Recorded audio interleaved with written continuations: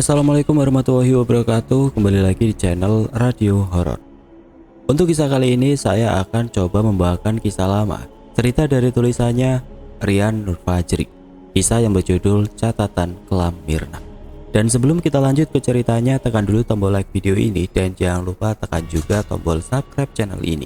Dan nyalakan juga lonceng notifikasinya agar tidak ketinggalan cerita-cerita lainnya dari channel ini. Dan buat teman-teman yang pengen membaca langsung ceritanya, nanti silahkan saja kunjungi linknya yang nanti akan saya sertakan di kolom deskripsi. Dan seperti apa untuk lanjutan dari kisah ini? Langsung saja kita masuk ke ceritanya. Setelah sekian lama memendam kisah ini, akhirnya saya berani untuk membagikan kisahnya yang terbilang seram dan menyedihkan. Mirna, izinkan saya membagikan apa yang kamu rasakan selama masih bernapas. Oh iya, kisah yang saya bagikan langsung pada hal-hal yang Mirna rasakan, keanehan selama di rumah, bahkan pada dirinya sendiri. Kenapa? Karena ada beberapa catatan yang menurut saya privasi Mirna, jadi saya lewati saja. Aku Mirna, berumur 20 tahun, adalah seorang anak tunggal di keluarga kecil ini.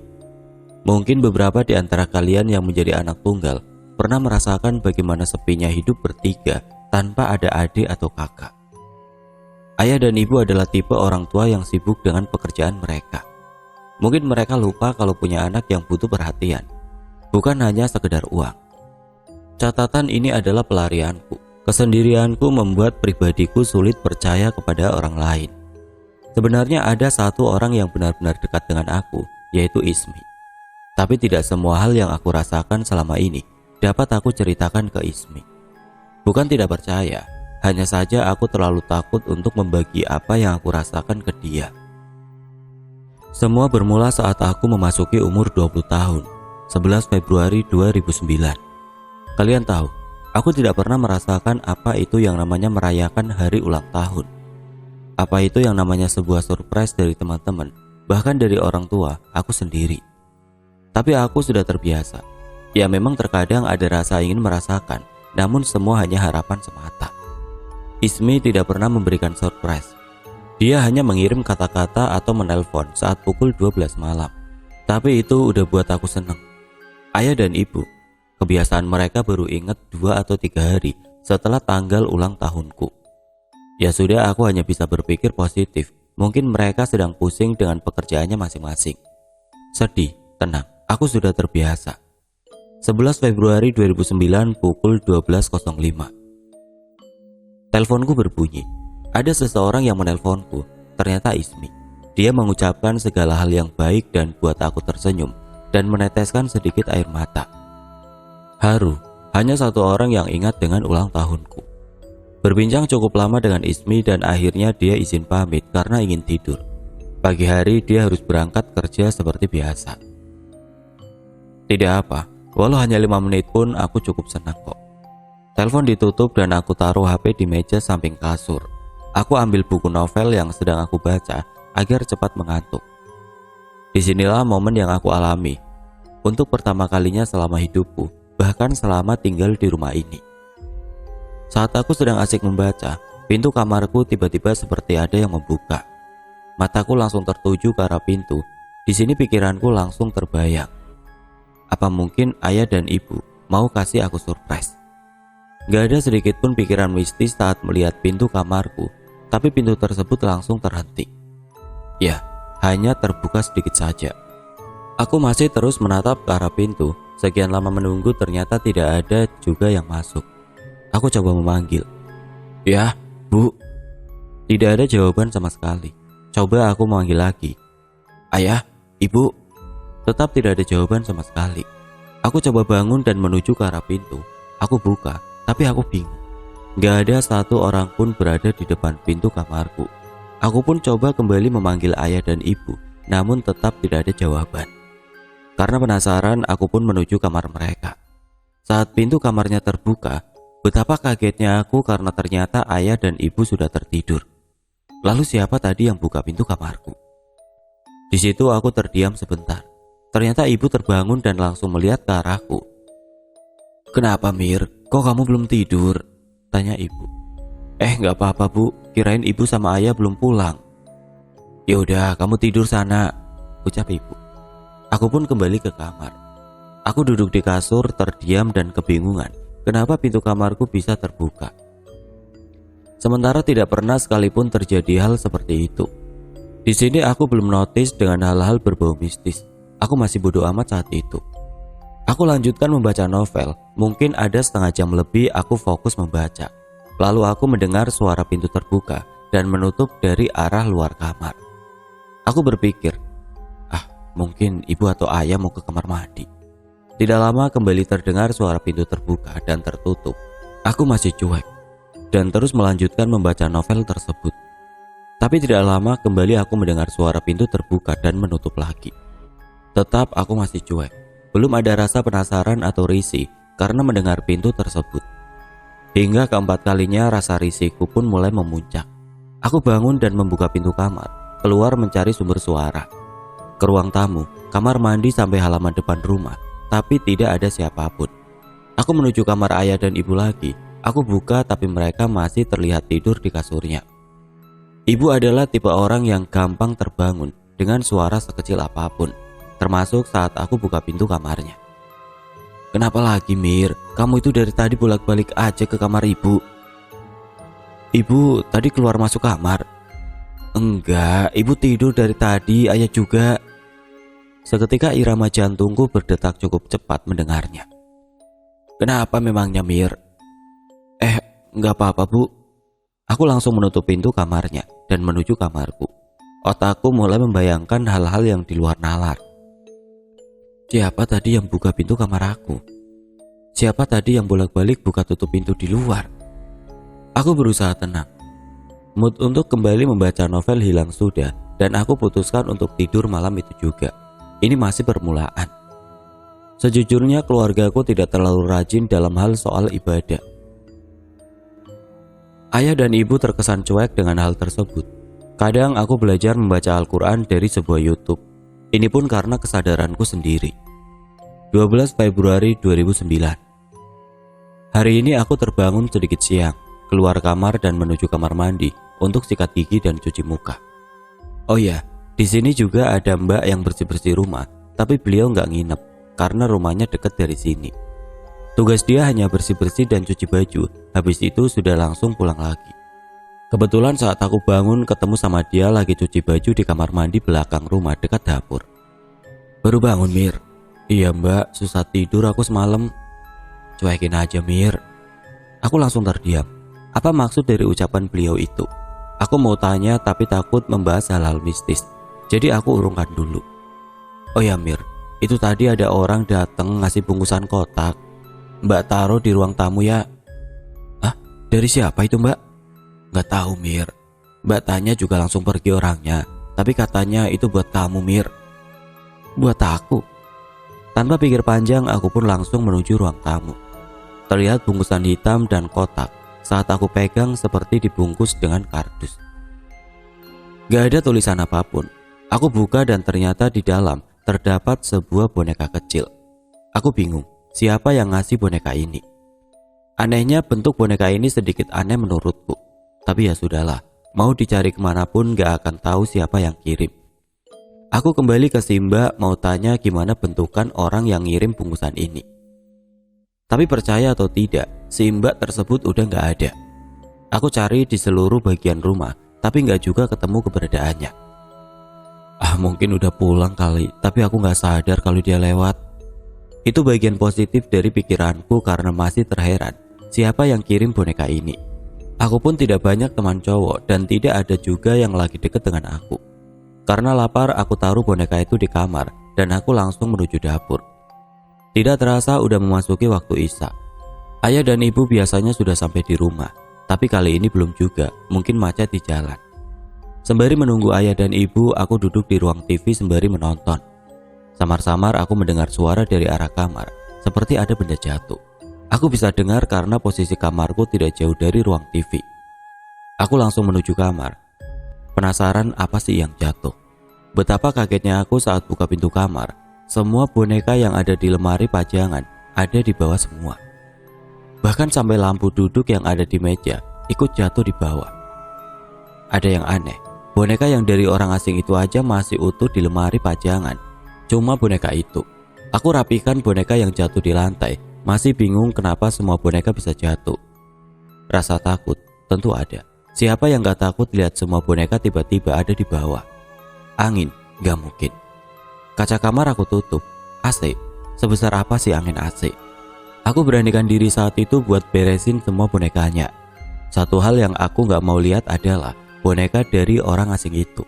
Entah kenapa ada rasa aneh kalau aku lihat itu boneka, serem aja rasanya. Setelah selesai, aku kembali ke ruang TV. Harapanku saat itu adalah ayah dan ibu cepat pulang. Jujur aku sudah mulai gelisah. Mau keluar tapi gak tahu harus kemana. Rumah Ismi pun jauh dari rumahku dan juga tidak ada kendaraan. Terpaksa menahan rasa takut saat itu juga.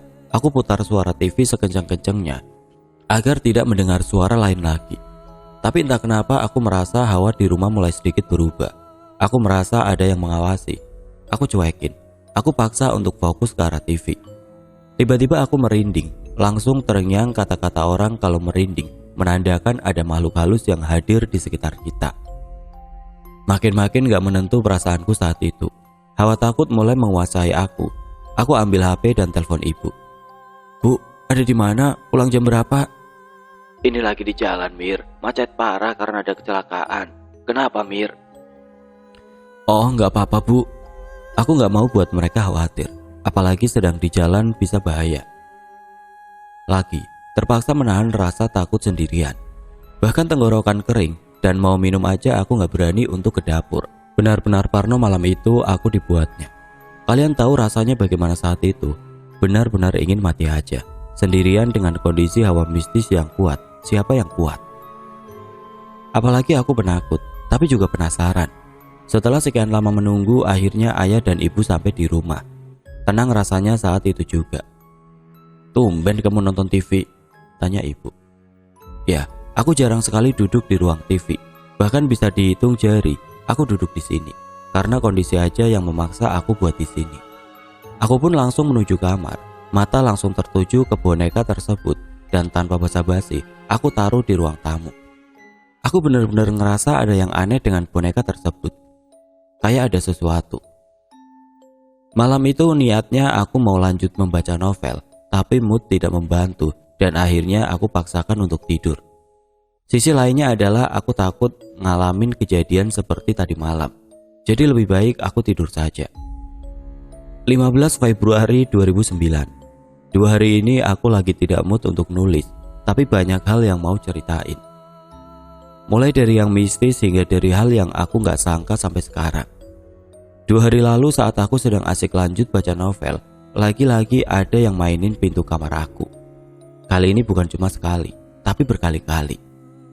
Aku takut banget sampai akhirnya aku bangunin ibuku buat ngasih tahu apa yang aku alamin.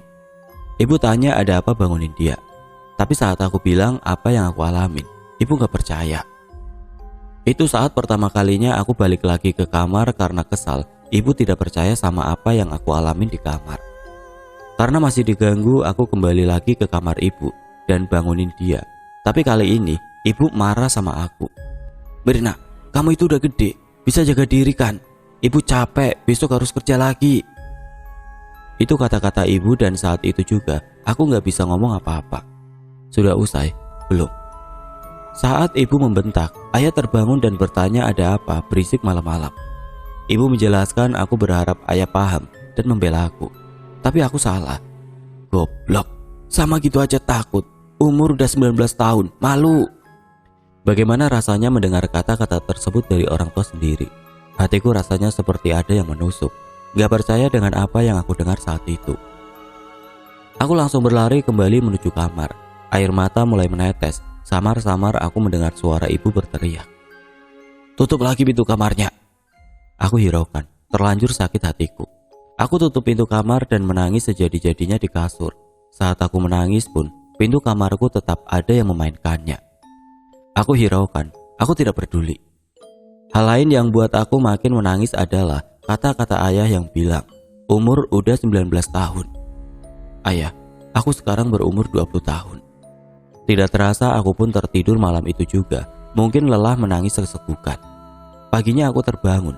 Seperti biasa rumah sudah kosong karena ayah dan ibu sudah berangkat pergi ke kantornya. Aku lihat HP, tidak ada pesan sama sekali.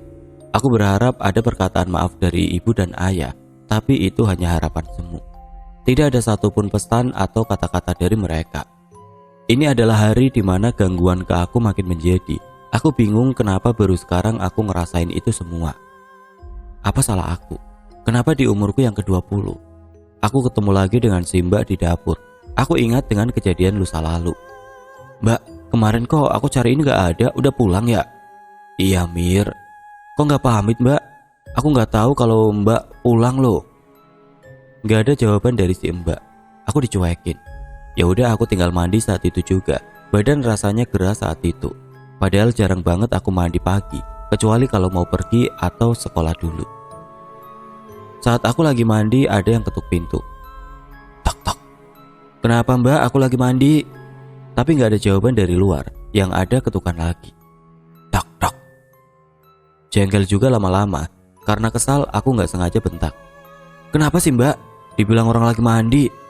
Saat itu juga ketukannya hilang. Mungkin kaget karena aku bentak.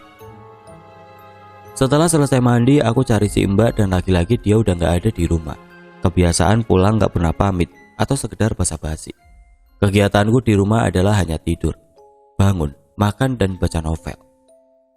Mau main tapi aku gak punya temen yang bisa diajak bareng. Aku ngerasa gak enak aja kalau main tapi gak nyambung ngobrolnya.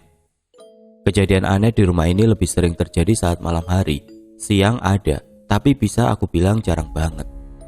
Seperti malam ini. Jam menunjukkan pukul 9 malam. Aku gak tahu ayah dan ibu sudah pulang atau belum, karena aku asik baca novel sembari mendengarkan lagu pakai headset. Tapi lama-lama pun aku bosan dan melepas headset tersebut. Di saat headset sudah terlepas, dengan sadar aku mendengar suara ramai dari arah ruang tamu. Pikirku mungkin teman ayah atau ibu datang main ke rumah, tapi kenapa malam banget? Karena gak pernah sampai semalam ini. Awalnya aku diam, tapi lama-lama aku penasaran juga siapa tamu tersebut, karena benar-benar ramai layaknya keluarga besar berkumpul. Aku pun keluar kamar dengan diam-diam, mengintip dari balik tembok siapa tamu-tamu tersebut. Saat aku intip, aku bingung bukan main. Aku berani sumpah tidak ada siapapun di ruang tamu. Astaga. Tanpa basa-basi aku menuju kamar ibu dan juga mereka belum pulang. Badan aku langsung merasakan merinding luar biasa. Aku langsung lari menuju kamar dan menutup pintu. Badan aku gemetar. Aku ingin telepon ibu tapi gengsi setelah kejadian kemarin. Jadi aku menutup badan di kasur dengan selimut. Aku telepon Ismi tapi gak diangkat sama dia. Malam itu aku benar-benar sendirian. Suara ramai itu masih ada, masih aku dengar sampai ke kamarku. Bahkan kali ini ada yang mengetuk pintu kamarku. Tuhan, tolong, aku takut. Aku tutup telingaku karena tidak kuat mendengar suara ramai tersebut. Aku menangis sejadi-jadinya saat itu. Aku gak bisa bayangin terjebak di kondisi seperti ini. Badanku makin lama makin lemas.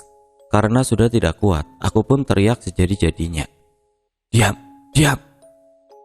Aku benci kenapa kalian mengganggu aku. Tiba-tiba aku mendengar ada yang membuka pintu kamarku dan memanggil namaku. Suaranya aku kenal, itu ibu. Mirna. Langsung aku buka selimut dengan perasaan sedikit lega mendengar suara ibu saat itu juga. Tapi, apa yang aku harapkan ternyata palsu.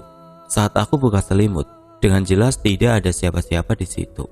Tidak ada ibu, namun pintu kamarku terbuka lebar. Aku diam, suara gemetarku memanggil. Ibu, air mata kembali menetes di pipi.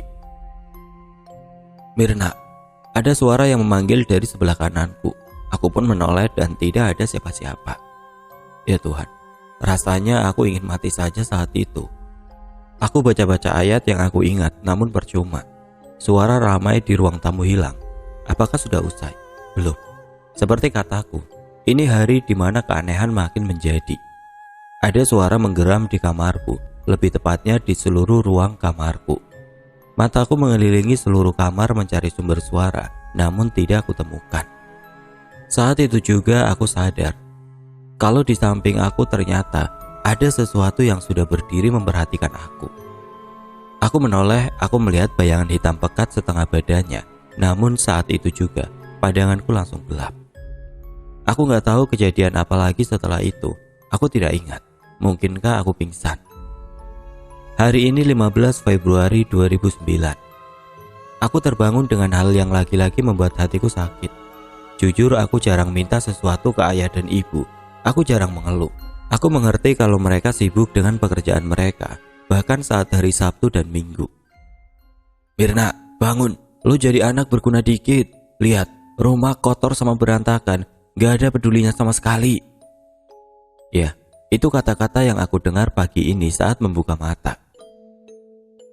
Bukannya ada mbak yang ngerapin rumah ini tiap hari? Jawabku yang masih mengantuk. Mbak dari mana? Dia meninggal 3 hari lalu, tahu nggak? Jantung mau copot rasanya mendengar jawaban ibu saat itu juga. Tapi bu, dari kemarin aku bangun ada bibi lagi beres-beres. Aku lihat juga nyapu dan nyuci baju bu. Sini, ikut. Aku langsung bangkit dan ikut ibu menuju belakang. Apa yang aku lihat adalah hal yang tidak aku percaya saat itu juga. Baju kotor menumpuk dan piring juga. Lantai pun kotor di mana-mana. Aku berani sumpah, kemarin aku lihat semua rapi. Gak ada baju dan piring yang kotor. Aku jelaskan ke ibu pun dia tidak percaya sama sekali. Aku di posisi yang serba salah saat itu. Menjelaskan tapi kondisi tidak sesuai dengan penjelasanku. Aku hanya bisa diam. Di sisi lain gemetar mengingat aku selama 3 hari kemarin dengan siapa aku bicara. Berguna dikit jadi anak, jangan cuma makan tidur saja. Itu ucapan ayah yang tiba-tiba lewat menuju depan rumah. Aku salah apa? Kenapa kalian jadi sejahat ini? Aku gak bisa tahan air mata, menetes begitu saja. Jangan nangis, udah gede mikir, ucap ibu. Di dalam diam ada harap mereka segera berangkat ke kantornya. Hati ini terlalu sakit dibuatnya. Aku duduk, tatapanku kosong tak kemana. Pikiranku sudah tidak tahu apa yang aku pikirkan saat itu. Tidak sadar ternyata ibu dan ayah sudah berangkat ke kantornya. Lagi-lagi aku sendiri namun ada perasaan sedikit lega. Hatiku sudah tercampur aduk, takut, sakit, perih, jadi satu semua. Ada sisi yang menakuti, ada sisi yang menyakiti. Aku manusia yang juga punya perasaan dan bisa merasakan. Saat itu juga keseharianku diisi dengan diam. Tidak banyak kata yang keluar dari mulutku, bahkan saat bertemu ibu dan ayah. Hampir tiap hari aku menangis. Bertanya dalam hati apa salah yang aku buat hingga mengalami hal seperti ini. Malam tiba, ada beberapa gangguan yang aku alami. Namun saat itu aku merasa kosong hingga membuatku tidak peduli dengan kejadian aneh. Aku hanya bisa diam sampai akhirnya tertidur dengan sendirinya. 20 Februari 2009. Hari ini kondisiku mulai membaik. Ya, butuh 5 hari lamanya untuk stabil dari kejadian waktu itu. Selama 5 hari itu juga aku mengunci diri di dalam kamar. Keluar hanya saat ayah dan ibu pergi kerja. Bagaikan pisau bermata dua, di saat kondisi sudah membaik, aku jadi merasakan kembali gangguan aneh. Namun aku juga tidak ingin kondisi drop seperti kemarin. Semuanya jadi serba salah. Hari ini ibu pergi dengan adiknya keluar kota dan sementara ayah pulang kerja selalu malam hari. Lalu langsung masuk ke kamarnya, yang otomatis aku selalu sendiri. Jam menunjukkan pukul 11 malam. Aku kembali melanjutkan membaca novel. Dah. Tiba-tiba ada yang menggedor pintu kamarku dan aku kaget bukan main. Aku langsung menuju pintu dan membuka pintu. Tidak ada siapapun. Langsung aku tutup. Aku sudahi membaca dan tidur. Ini yang aku lakukan sekarang kalau ada hal aneh yang mengganggu lagi. Lagi-lagi ada yang menggedor pintu kamarku. Kututup telinga dan berselimut.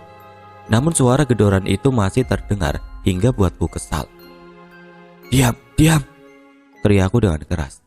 Di sisi lain ternyata ayah kebangun karena teriakan aku dan menuju kamarku.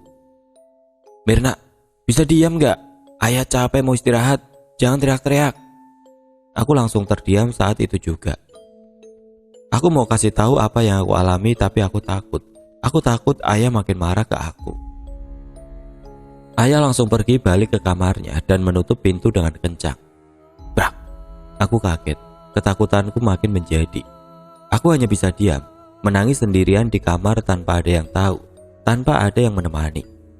Belum usai, ada suara tertawa dari arah jendela kamarku.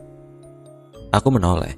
Ya, sesosok perempuan dengan rambut acak-acakan berdiri di luar jendela kamarku. Aku langsung membalikan badan. Entah apa yang aku rasakan saat itu. Mungkin sudah mati rasa akibat tidak tahu harus gimana lagi. Sampai menangis pun tidak bersuara. Aku lelah. Tuhan, tolong aku. Suara tertawa itu masih ada. Kali ini terdengar dari arah dalam kamarku. Dari balik selimut aku mendengar suara itu berada di sampingku. Aku gak tahu harus apa saat itu. Mirna. Suara panggilan itu lirih. Mirna. Aku benar-benar tidak kuat saat itu, hingga aku merasa sesak dan tidak ingat apa-apa lagi setelah itu. Esoknya aku terbangun. Badanku semuanya terasa sakit.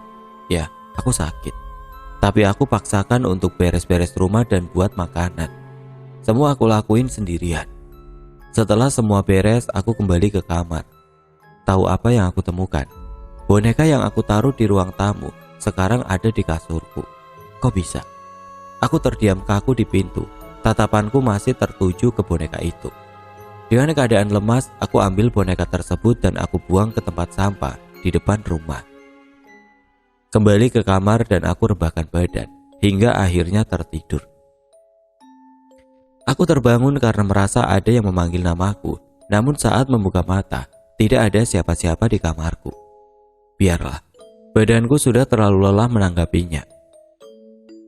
Aku bangun dan melihat jam, menunjukkan pukul 18.20. Entah kenapa saat itu rasa ingin sholat besar sekali, hingga aku memaksakan badan menuju kamar mandi untuk ambil wudhu. Menuju kamar mandi harus melewati ruang TV. Otomatis kalau ada orang yang menonton atau duduk, pasti aku melihatnya. Ya, inilah yang aku alami saat menuju kamar mandi.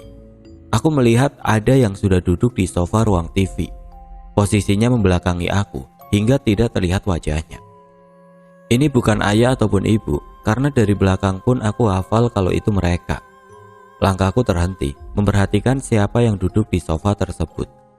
Aku ingin sekali memanggilnya, tapi takut kalau itu maling atau orang jahat yang mau merampok rumahku. Aku urungkan niatku ke kamar mandi. Perlahan aku balikan badan agar sosok itu tidak sadar dengan kehadiranku. Namun secara tiba-tiba, sosok itu menoleh ke arahku. Tatapanku langsung tertuju ke wajahnya dan aku tertegun karena apa yang aku lihat sangatlah menakutkan. Sosok wajah yang terlihat hanya tengkorak tanpa bola mata. Aku terkunci seketika. Tatapanku tidak bisa teralihkan dari wajah itu. Badanku lemas luar biasa dengan gemetar kencang. Perlahan badan terjatuh ke bawah. Tatapanku tetap ke wajah itu dengan keadaan menangis. Aku tidak bisa apa-apa. Aku hanya bisa menyenderkan badan ke tembok. Perlahan sosok samar-samar menghilang. Aku masih duduk terdiam di tempat. Rasanya sudah tidak ada lagi energi untuk bangkit. Ini adalah momen yang benar-benar tubuh aku sangat drop.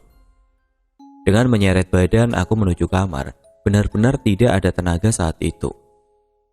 Naik ke kasur dan kembali mencoba tidur. Perut rasanya sangat lapar, namun apa daya, aku tidak bisa berbuat apa-apa.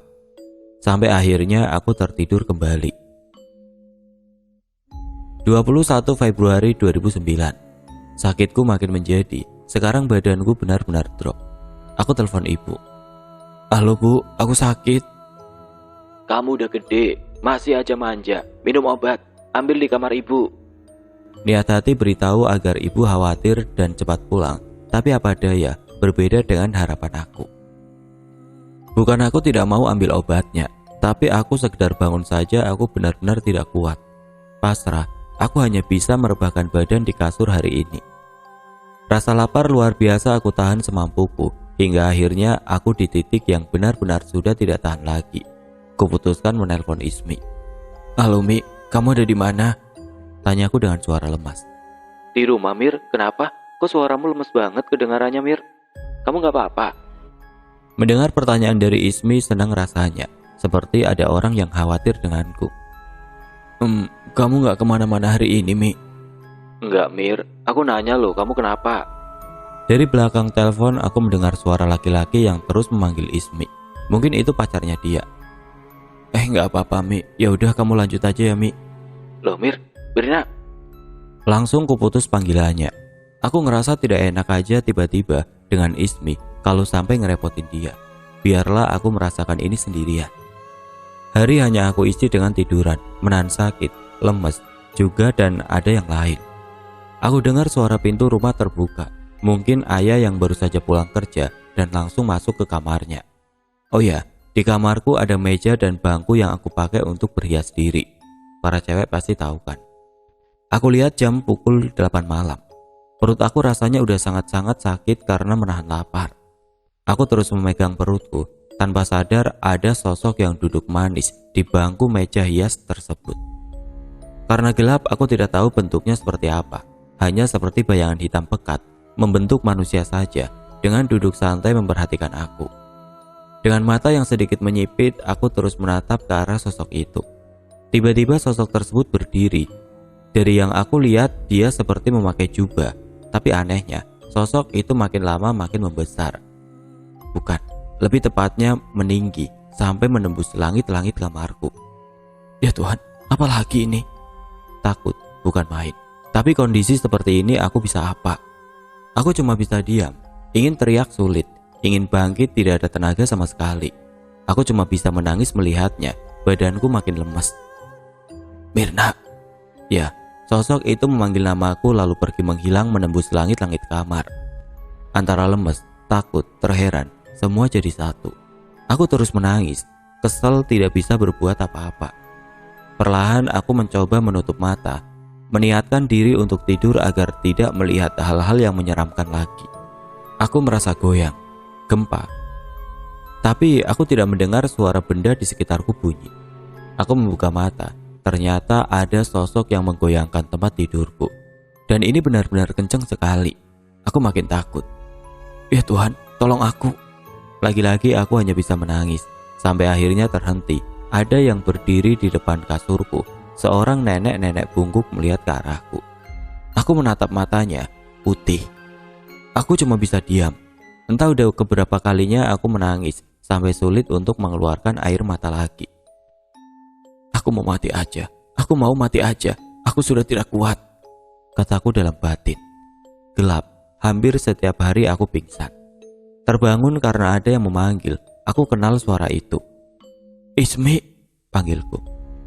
Badan yang tadinya lemas tiba-tiba mendapat energi untuk memeluk Ismi yang berada di sampingku. Aku menangis sejadi-jadinya, aku peluk dia sekencang-kencangnya hingga Ismi menegurku. Mir, sakit.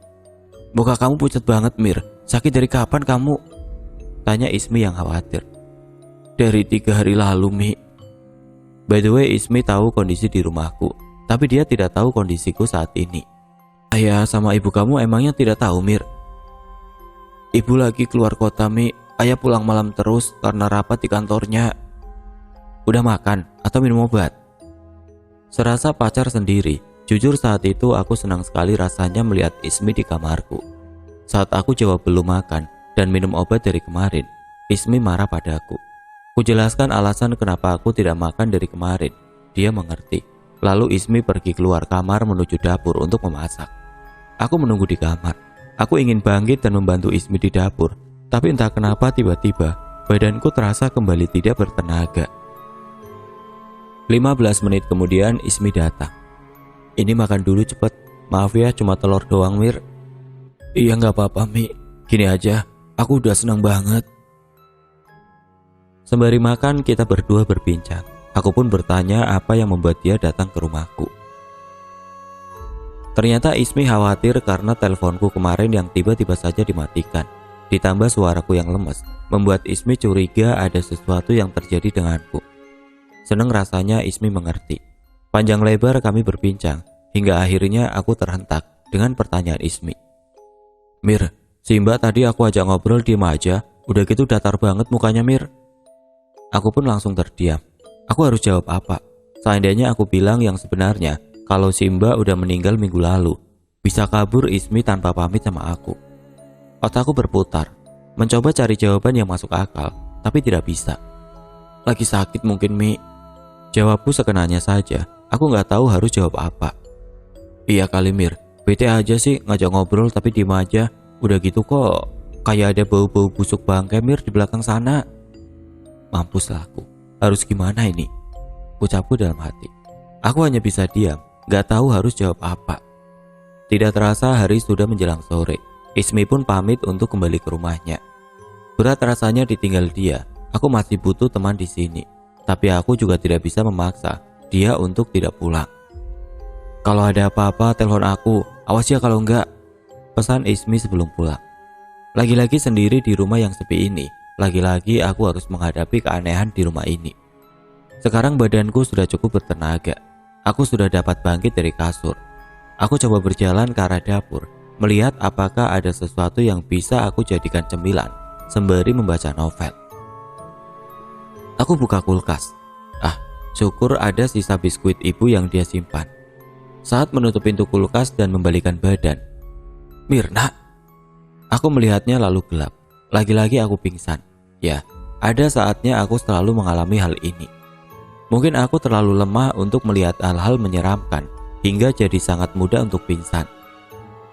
Saat aku membuka mata, aku sudah berada di kamar dan di sisiku ada Ismi dengan raut wajah yang benar-benar khawatir. Mirna, ya Tuhan akhirnya kamu sadar, ucap Ismi sambil memelukku. Aku tidak ingat apa-apa. Kondisi terbangun dari pingsan buat kepalaku sakit. Kamu kenapa tidur di dapur, Mir? Tanya Ismi. Dapur? Oh ya, aku ingat. Aku pingsan saat itu karena melihat si Mbak yang memanggil namaku. Bukan karena panggilannya yang buat aku pingsan, tapi bentuk tubuh dan wajahnya yang sangat hancur dan berdarah. Lagi-lagi aku harus berbohong ke Ismi agar dia tidak takut. Gak apa-apa Mi, aku cuma lemes saja. Raut wajah Ismi mengerut, seakan tidak percaya dengan jawabanku. Ismi langsung membuatkan makanan untukku. Kondisiku saat ini sangat drop. Aku lihat ke arah jam dinding. Jam menunjukkan pukul 14.12. Itu artinya aku pingsan dari kemarin sore sampai sekarang. Siapa yang tidak kaget mengetahui itu?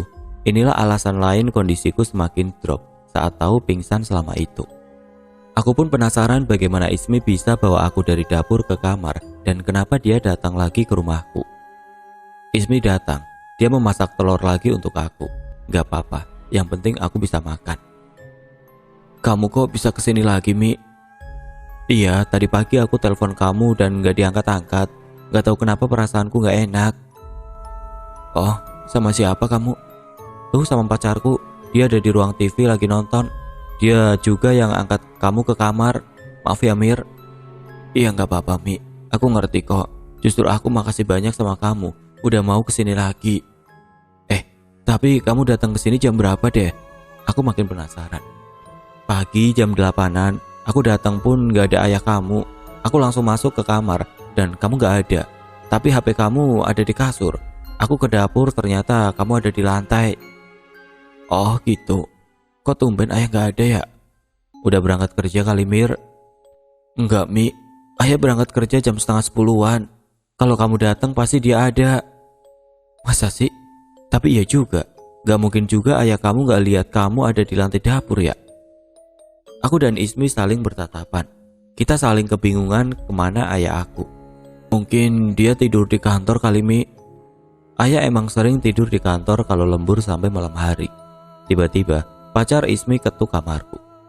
Itu siapa sih cewek yang di rumah lu, Mir? Tanyanya tiba-tiba. Hah? Cewek? Aku pun kebingungan dengan maksud pacarnya Ismi. Iya cewek, kayak mbak-mbak gitulah pokoknya. Kenapa emangnya sih? Aku malah ikut penasaran. Gua lagi nonton TV, itu mbak-mbak bolak-balik terus depan TV, halangin gua lagi nonton, Mir. Mampus lah aku. Itu si mbak kenapa makin jadi aja, ngeganggunya ya, astaga. Terus kemana dia sekarang? Udah keluar gak tahu kemana. Bukan si mbaknya yang aku takutin sekarang, tapi aku takut Ismi dan pacarnya tahu kalau itu si Mbak udah meninggal. Aku coba alihkan pembahasan itu dengan pembahasan yang lain. Waktu memasuki sore ibu pulang. Dia langsung datang ke kamarku. Masih sakit? Tanya ibu. Masih, Bu, jawabku lemas. Neng, suruh temennya minum obat kalau sakit, jangan manja, ucap ibu ke Ismi. Aku lihat Ismi hanya tertawa kecil mendengar ucapan ibu. Aku tahu pasti dia merasa aneh. Kenapa ibu bisa berkata seperti itu kepadanya? Mir, panggil Ismi dengan raut sedihnya. Gak apa-apa, Mi, aku gak apa-apa kok. Aku coba meyakinkan Ismi. Menjelang malam, Ismi pamit pulang.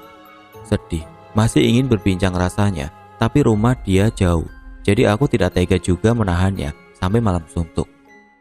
"Besok aku telepon ya," ucap Ismi sembari meninggalkan kamarku. Setelah Ismi pergi, aku langsung meminum obat dan tidur agar esok bisa kembali sehat seperti biasa. Sekarang aku sudah tidak peduli dengan gangguan aneh lagi di rumah ini. 27 Februari 2009. Ismi tahu dengan apa yang aku alami selama ini. Bagaimana bisa? Kejadian saat pacarnya Ismi diganggu si Mbak buat dia curiga karena melihat gelagat si Mbak yang tidak seperti manusia biasanya. Oh ya, kondisiku makin hari makin drop. Sekarang aku benar-benar tidak bisa bangkit dari kasur. Aku pun tidak berobat ke dokter karena ayah dan ibu tetap sibuk dengan pekerjaan mereka. Tidak apa asal mereka senang. Hari ini Ismi mau datang ke rumah lagi dengan pacarnya. Ada hal yang mau dia bicarakan sama aku.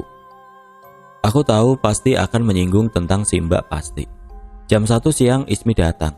Dia langsung datang ke kamarku. "Halo cantik, sudah sehat belum?"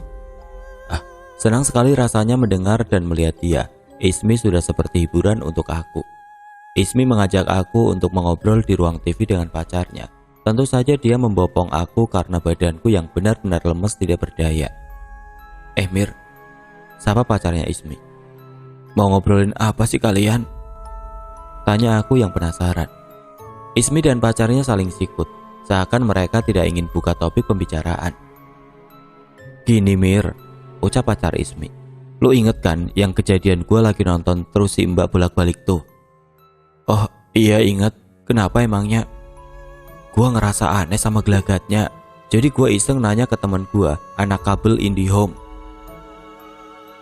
Terus aku makin penasaran. "Jadi dia sempat pantau keadaan rumah ini Mir." Keselnya aku dengar penjelasan pacarnya Ismi ini setengah-setengah terus. "Iya terus kenapa?" Duh gimana ya bilangnya. "Udahlah aku balik ke kamar aja," ucapku yang kesel dengan dia. Iya gini Mir, ada sesuatu di rumah ini tapi gak bisa gue sebutin.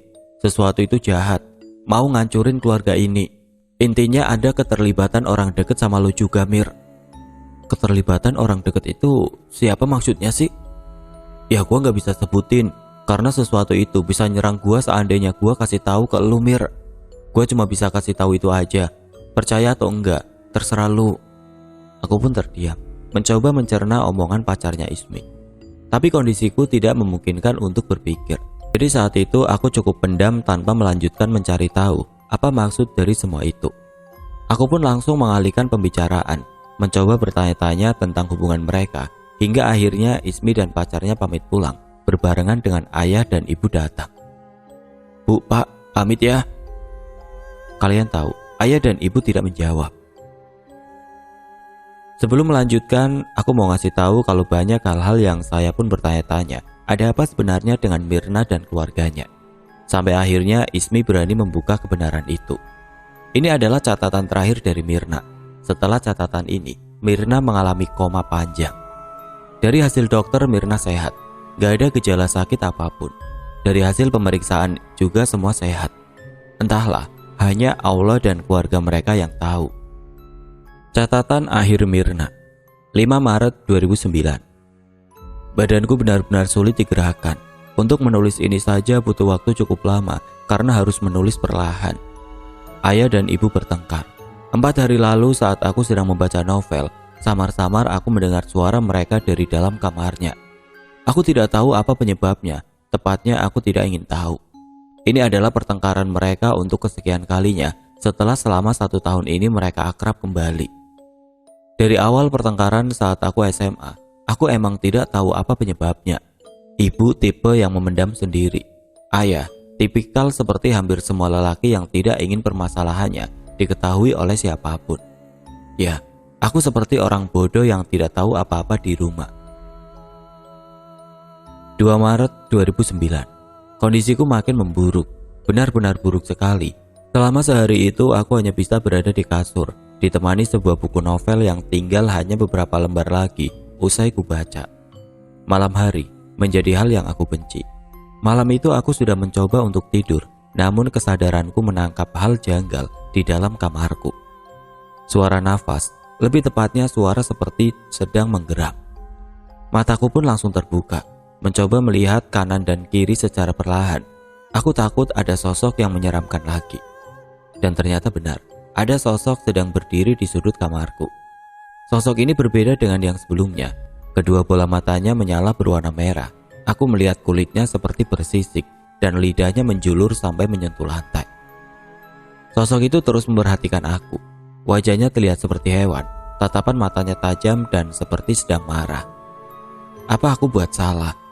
Aku mau teriak tapi suaraku seperti tertahan di tenggorokan. Aku takut. Syukurnya, sosok itu tidak lama menampakkan dirinya.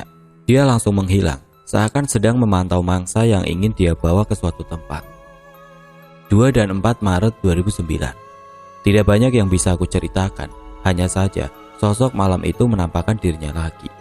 Kali ini jaraknya sedikit maju dari posisi sebelumnya. Aku hanya bisa menangis, rasa takutku seperti sudah hilang. Aku menangis bukan karena takut, tapi aku lelah dengan kondisi seperti ini. Kondisi terus-menerus melihat sosok-sosok aneh yang bahkan kali ini lebih seram dari sebelumnya. Bahkan esoknya, dia sudah sangat dekat denganku, lebih tepatnya berada di samping kasurku. Kali ini aku melihat bentuknya lebih jelas, sangat jelas. Bau amis, matanya yang bulat merah, lidah yang terlihat ada belatungnya. Kali ini aku takut, bukan karena bentuknya, tapi aku takut sosok ini melakukan sesuatu kepada aku. Aku takut dia menyakitiku. Aku teriak sekencang-kencangnya malam itu hingga ibu datang ke kamarku. "Ada apa sih Mir malam-malam teriak? Ganggu orang istirahat aja." "Bu, ada setan dekat kasur aku, Bu. Takut, Bu," ucapku dengan suara gemetar. "Mana? Ibu gak lihat apa-apa. Jangan cari gara-gara kamu ya, Mir," balas ibu. Ibu langsung menutup pintu kamarku dengan keras. Lagi aku hanya bisa menangis. Ternyata tangisanku disambut oleh suara tawa. Suara itu berat, seperti senang aku dimarahi oleh ibu. Entah kenapa aku merasa semenjak sosok itu hadir, dia jadi penyebab badanku makin tidak berdaya hingga hari ini. Sebelumnya aku bisa memegang buku novel cukup lama. Kali ini 5 menit pun aku tidak sanggup. Aku tidak terlalu tahu tentang dunia gaib, tapi aku selalu berdoa kepada Tuhan agar semua cobaan ini cepat selesai. Tolong. Itu adalah catatan akhir Mirna. Mengecewakan. Ya, memang apa yang kita harapkan. Saya rasa dari seluruh kisah yang ditumpahkan Mirna di catatan sudah sangat jelas kalau dia selama ini menderita. Di buku catatan akhirnya ada tulisan tolong. Ya, tulisannya berantakan, seperti dia sedang ada yang menariknya atau menakutinya. Kata tolong itulah catatan terakhirnya karena pada tanggal 6 Maret 2009, Ismi mendapatkan kabar kalau Mirna masuk ke rumah sakit. Maka saat itu juga Ismi pergi ke sana. Ismi melihat Mirna dalam keadaan tidak sadarkan diri. Alat-alat medis terlihat seperti berusaha untuk membuat Mirna tetap bernapas. Di situ ada ibu Mirna. Ismi pun bertanya dengan sangat sopan kenapa Mirna bisa jadi seperti ini. Tapi jawaban ibu Mirna tidak jelas dan tidak menjelaskan penyebabnya. Ismi teringat sesuatu. Saat dia datang ke rumahnya, Mirna pernah berkata hal yang buat Ismi selama ini kepikiran dengannya. "Mi, aku cuma percaya sama kamu. Seandainya ya, kalau terjadi apa-apa sama aku ke depannya, aku mau kamu pegang catatanku ini. Aku gak mau ibu atau ayah sampai membaca catatanku. Aku gak mau mereka sedih. Aku gak mau ayah dan ibu merasa bersalah karena sikap cuek mereka buat aku jadi seperti ini." Itu kata-kata yang bisa Ismi ingat dan dia pun langsung meminta izin ke ibu Mirna untuk ke rumahnya mengambil buku catatan itu. Dengan alasan ingin mengambil barang yang tertinggal. Ibunya mengizinkan Ismi untuk ke rumahnya. 12 Maret 2009. Tuhan memanggil si cantik Mirna. Tuhan lebih sayang kepadanya. Banyak hal janggal dengan kepergian Mirna menurut Ismi. Yang pertama, medis menyatakan kondisi Mirna baik luar dan dalam. Bisa dibilang secara medis Mirna sebenarnya baik-baik saja. Yang kedua, ayah Mirna tidak ada di rumah sakit saat Mirna dibawa ke sana, tapi lebih memilih tetap kerja. Yang ketiga, ingat dengan apa yang pacarnya Ismi bilang, kalau ada yang tidak wajar di rumahnya menurut teman IndiHome-nya. Itu salah satu yang akan saya ceritain. Setelah 11 tahun, Ismi baru berani buka kebenarannya sekarang. Demi Mirna, mohon perhatiannya. Semua tokoh di sini saya pakai nama samaran. Gak ada maksud juga untuk menghakimi perbuatan orang tuanya Mirna. Di sini Ismi mau kalian ambil pelajaran dari apa yang dialami oleh Mirna. Kebenaran yang sebenarnya. Kepergian Mirna membuat Ismi seperti dihantam benda keras. Hal lain yang membuat Ismi menyesal sampai sekarang adalah setelah membaca semua catatan Mirna. Ismi merasa bodoh sampai tidak sadar dengan semuanya. Tapi di sini bukan Ismi yang menjadi masalahnya, tapi kedua orang tua Mirna. Saya setelah dengar penjelasan dari Ismi, kesel bukan main. Saya juga ngerasa sedih dengan apa yang dialami sama Mirna selama itu. Ini adalah penjelasan dari teman pacarnya Ismi. Ayah Mirna selama itu menggunakan seorang dukun yang dikirim langsung ke rumahnya, bahkan ke keluarganya sendiri. Kiriman itu bertujuan membuat rumah tidak aman dari gangguan. Targetnya tentu saja istrinya sendiri. Apa motifnya? Harta dan wanita lain di belakang semua penderitaan Mirna selama ini.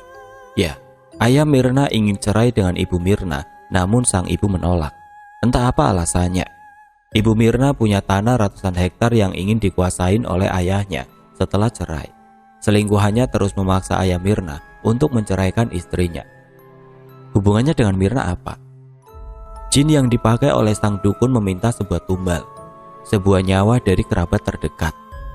Mirnalah yang disodorkan oleh ayahnya ini. Saya nggak tahu kenapa bisa setega itu seorang ayah ke anaknya sendiri. Saya juga nggak tahu apa hubungannya dengan umur Mirna yang ke-20 dengan kejadian ini. Mungkin itu salah satu syarat dari jin tersebut. Ayah Mirna juga meminta kepada sang dukun untuk membuat istrinya menjadi tidak peduli dengan Mirna. Jahatnya. Kabar terakhir yang Ismi dapat, 2 bulan setelah kepergian Mirna, ayah dan ibunya bercerai. Masalah harta, entahlah, cuma motif cerai karena ibu Mirna memergoki ayah Mirna dengan selingkuhannya. Satu hal yang buat Ismi menyesal sampai sekarang adalah teman pacarnya tersebut bilang Sukma Mirna dibawa oleh jin tersebut ke dunianya. Seandainya Ismi memberitahu Mirna masuk rumah sakit, ada kemungkinan untuk menyelamatkan Sukmanya. Tapi nasi sudah jadi bubur. Ismi pun menurut saya nggak salah karena dia awam dengan hal-hal seperti ini. Itulah kisah kelam yang dialami oleh Mirna. Saya lihat foto Mirna, cantik banget. Silakan ambil pelajaran dari kisah ini. Mirna sudah tenang di sana. Tidak perlu lagi kita menghakimi kedua orang tuanya. Segala hal di dunia ini apa yang menurut kita nggak mungkin, namun ternyata benar terjadi.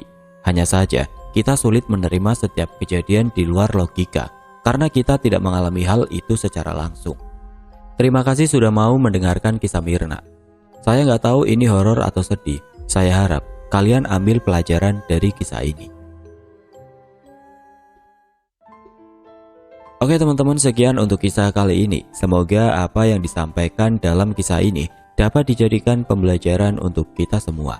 Dan buat teman-teman yang baru bergabung, jangan lupa untuk like, comment, share, serta subscribe channel ini. Dan nantikan kisah-kisah horor berikutnya tetap di channel Radio Horor. Wassalamualaikum warahmatullahi wabarakatuh.